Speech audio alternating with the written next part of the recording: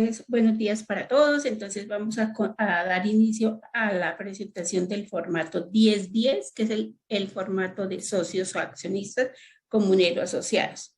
Entonces, en este formato, principalmente hay dos cambios. Una es que esta resolución introduce a un nuevo grupo de contribuyentes obligados a reportar este formato, y segundo, un cambio en el valor patrimonial o en el concepto del valor patrimonial que se debe reportar.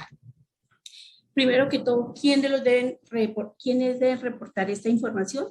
Las personas jurídicas y asimiladas con ánimo de lucro. Toda la sociedad que tenga ánimo, que sea con ánimo de lucro, las cooperativas, los fondos de empleados y los que estén obligados a presentar información. Esas entidades, ¿cuáles son? Entonces, viene el literal D, que son todas las personas jurídicas, asimiladas y demás con entidades públicas y privadas con ingresos superiores a 100 millones de pesos obtenidos en el año 2020 o 2021. Esta es la información, ya venía. Este es uno de los cambios que ahora se introdujo al grupo de contribuyentes del numeral F, que son las personas jurídicas y asimiladas, entidades públicas y privadas y demás contribuyentes obligados a practicar retención en la fuente, ya sea de renta, de timbre o de IVA, durante el año 2021. Entonces, lo mismo que decía Alexandra, no es si no practiqué, sino si tengo en mi RUT mi obligación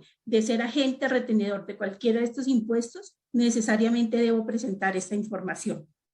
¿Qué se reporta en este formato? Básicamente la información de cada uno de los socios, accionistas, comuneros asociados, su porcentaje de participación dentro de la entidad y el valor patrimonial de las acciones o aportes acumulados efectuada por la entidad acumulado el 31 de diciembre.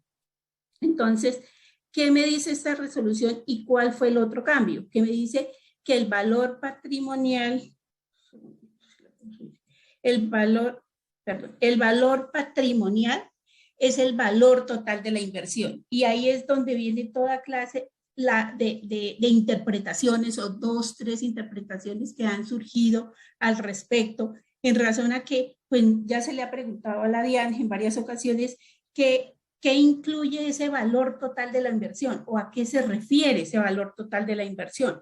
En razón a que cuando usted dice cuál es el valor total de la inversión, digo pues el valor de la inversión es cuánto me costó esa inversión, cuánto me costó en esa sociedad.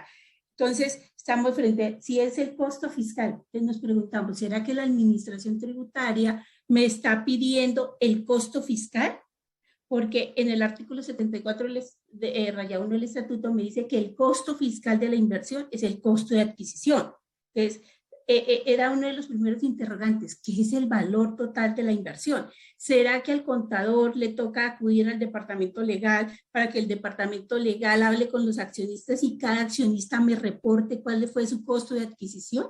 Porque es muy fácil tener este valor cuando son los socios iniciales de la compañía, pero cuando las compañías en el tiempo han tenido diferentes accionistas en razón que se han enajenado acciones, han habido nuevas emisiones, se han hecho emisiones con prima, ¿será que se refiere a este costo fiscal? Y tengamos en cuenta que también me toca considerar si ese costo fiscal incluye o no incluye la prima en colocación de acciones, en razón a que el artículo 76 del Estatuto Tributario nos dice que hace parte del costo de adquisición la prima, que para quien paga la prima, para el accionista que paga la prima. Y tener en cuenta que esta prima, a pesar de que es un costo fiscal para el accionista, no es al final del accionista. La prima resulta siendo al final de la sociedad, porque recordemos que la prima es el sobreprecio que pagan los accionistas o un nuevo accionista por ingresar a la sociedad. Entonces, estas son las dos interpretaciones, o han surgido 2, 3 interpretaciones al respecto sobre qué valor debo informar yo. Recordemos que el año anterior en la resolución me decía informe el valor patrimonial, pero el valor patrimonial que me indicaba en el año anterior me decía es el valor intrínseco. Entonces coja el patrimonio líquido del año anterior, divídelo entre el número de acciones en circulación y multiplícalo por el número de acciones de cada accionista. Y era muy fácil. pero este año cambió su interpretación en qué es el valor patrimonial y acá está la discusión. Entonces, me va a tocar como contador acudir al departamento legal para que me ayuden a verificar cuál es el costo de adquisición de esas inversiones. Entonces, es un llamado de atención y para que cada uno de los obligados a reportar esta información tenga, mire qué decisión va a tomar, si tiene, si no tiene la información, si va a incluir. Recuerden no solo que este tema se vuelve un poco complejo en el tiempo, porque si recordemos que por el artículo 90 del estatuto, cuando usted compra acciones de una sociedad, le dice que debe ser el valor comercial, o mínimo el 130% del valor intrínseco. Pero entonces usted tiene que contactar a cada accionista para preguntarle cuál fue el valor total de su inversión para reportar en este formato. También, ¿qué me dice este formato? Me dice que los dividendos y participaciones que se reciban, como ya lo explicó Alexandra, se reportan en el formato 1001. Entonces, esto nos informa, esto nos incluye, esta información nos incluye en este formato. Y el valor del fondo para la revalorización de los aportes que fue pagado efectivamente a los socios o cooperados también se reporta en el 1001. Acá solamente debo reportar esa información. ¿Qué especificaciones tiene ese formato? Entonces, ¿qué me pide? El tipo de documento, cédula, NID, NID del exterior, tarjeta de identidad, lo que sea. Número de identificación del accionista o socio, el apellido, el nombre o la razón social, la dirección, el código de departamento, el código de municipio, el país de residencia, domicilio, el valor patrimonial al 31 de diciembre, el porcentaje de participación y el porcentaje de participación, la posición decimal del porcentaje de participación. Aquí, como explicaba Alexandra y Jenny, para simplemente tenerlo en cuenta, que cuando hay operaciones con el exterior, o sea, cuando hay accionistas que son personas naturales no residentes o personas extranjeras, se deberá seguir las generalidades que ellas explicaban para el reporte de esta información. O sea, no es posible para personas naturales decir que es que no tengo el NIP, porque no lo tengo, sino necesariamente en el caso de las personas naturales, en todo país existe un número de identificación, un código, entonces necesariamente tengo que identificar uno a uno. Recuerden lo que se llamó el año pasado los requerimientos de la feria del 4.4, cuando la administración tributaria comenzó a mandar los requerimientos para que explicaran por qué tantas operaciones fueron reportadas con el NIT 2.2. Que esta norma se refiere a ese cuando no exista y no cuando no lo tenga.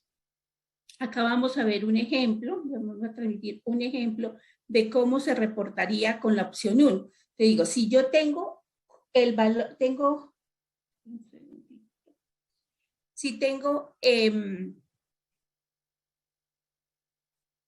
mi composición accionaria y de cada uno de mis socios accionistas, yo sé cuál es el valor nominal. Es muy fácil porque es tener el valor nominal por el número de acciones y multiplicar el número de acciones multiplicado por el valor nominal me va a dar el valor nominal total de la inversión. Si tengo el costo de adquisición de la inversión, perfecto. Entonces tengo que tomar una decisión.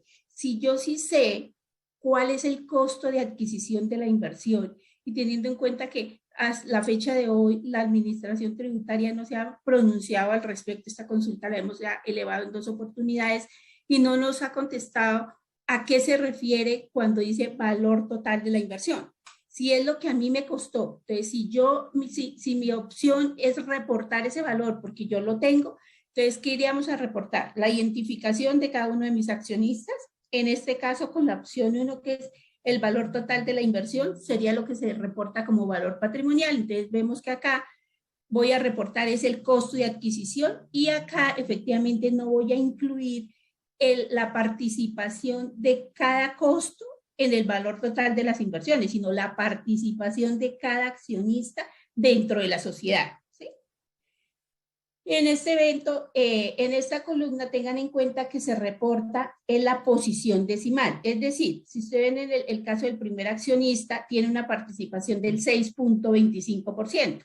Esto significa que acá cuando yo voy a reportar, escribo ese 6.25. Y acá en la última columna digo, ¿cuántos decimales tiene? 2, porque es el 6,25, 2 decimales. En el caso, por ejemplo, de este accionista de la Sociedad Nacional, que tiene Sociedad Nacional SAS. Entonces, esta Sociedad Nacional SAS tiene un porcentaje de participación del 20.83%. Entonces, acá reportaría el 20.8333% y la posición decimal que estoy colocando para que me cuadre el 100% son 8 decimales. ¿Sí? Entonces, esto es lo que se debe reportar en esta columna de posición decimal.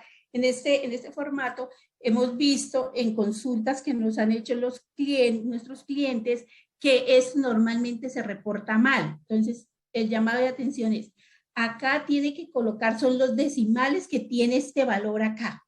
En la última columna son la posición decimales que tiene el porcentaje de participación de acuerdo a la composición accionaria para que me cuadre un 100% de la composición. Veamos el segundo caso. Si yo no tengo de dónde sacar esta información, ¿yo qué iría a reportar? Pues simplemente como valor total de la inversión entendiendo que la DIAN eso de pronto fue lo que quiso decir, que fuera el valor total nominal de la inversión, pues aquí acá colocaría, ese sería el valor patrimonial, que sería multiplicar el número de acciones por el valor nominal de cada uno de los accionistas, como ustedes ven en el ejemplo. Sería en el primer caso, 30,000 acciones por 1,000 pesos, 30 millones, y ese es el valor que voy a reportar acá.